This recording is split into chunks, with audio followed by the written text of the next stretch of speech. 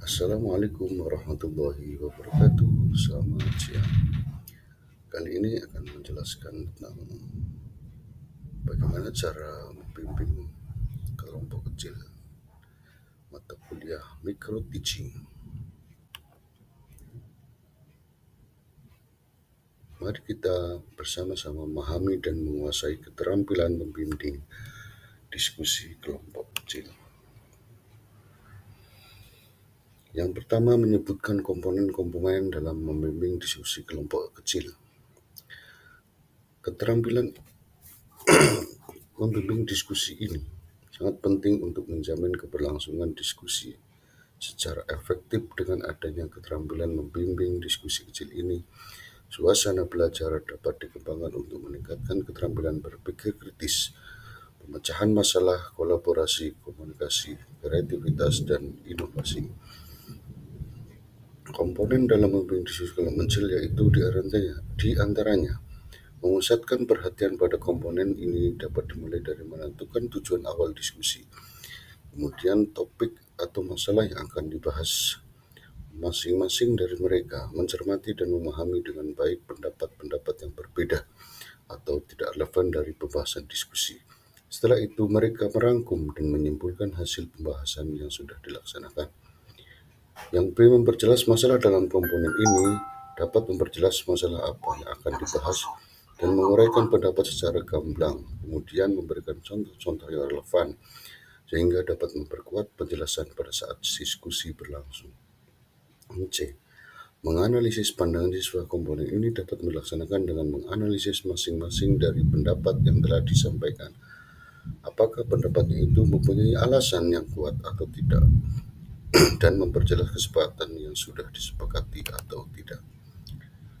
Yang D. Meningkatkan kontribusi siswa. Salah satu pelaksanaannya adalah merangsang cara berpikir siswa dengan mengajukan beberapa pertanyaan, kemudian memberikan siswa tersebut waktu untuk memikirkan jawabannya. Setelah itu, simak dan dengarkan pendapat siswa tersebut dengan rasa penuh perhatian dan simpati. Yang E. Menyebarkan partisipasi siswa. Dalam komponen ini tujuannya adalah supaya siswa memiliki kesempatan yang sama dalam berpartisipasi untuk menghindari monopoli. Dalam komponen ini dapat mendorong siswa yang tidak mau berpartisipasi, mencegah siswa yang suka monopoli, dan dapat mendorong siswa untuk mengomentari pendapat siswa lain. Yang F. Penutup diskusi dapat dilakukan dengan merangkum hasil dari diskusi mereka dengan bersama siswa, kemudian meminta siswa agar menilai proses sampai dengan hasil diskusi. Hal-hal yang harus dihindari dalam membimbing diskusi kelompok kecil yaitu membiarkan peserta didik mengungkapkan pendapat yang tidak relevan dengan topik pembicaraan. Kesalahan yang harus dihindari saat berargumen dalam diskusi adalah: yang pertama, memberi argumen yang tidak relevan, membawa kepentingan pribadi, membahas masalah pribadi di hadapan tim, bersikap agresif ketika berselisih paham, mengabaikan fakta, tidak fokus pada prioritas, tidak memperhatikan body language.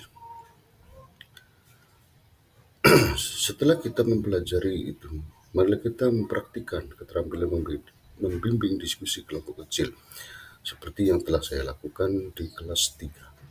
Seperti yang sudah dijelaskan sebelumnya, beberapa komponen yang ada dalam keterampilan membimbing diskusi kelompok kecil itu memusatkan perhatiannya, memperjelas masalah dalam diskusi, menganalisis dari masing-masing pandangan relevan atau tidaknya, meningkatkan kontribusi siswa atau keterlibatan siswa dalam diskusi, menyebarkan partisipasi siswa dan menutup diskusi, memberikan arahan dan penjelasan materi yang akan dibahas sebelum proses pembelajaran berlangsung, mengendalikan situasi siswa supaya siswa merasa aman dan dibantu, membagi perhatian pada berbagai tugas dan kebutuhan siswa, dan mengakhiri kegiatan dengan suatu kulminasi seperti laporan hasil yang dicapai siswa, menghindari dan membiarkan peserta didik mengemukakan pendapat yang tidak ada kaitannya dengan topik pembicaraan. Terima kasih. Sekian. Assalamualaikum warahmatullahi wabarakatuh.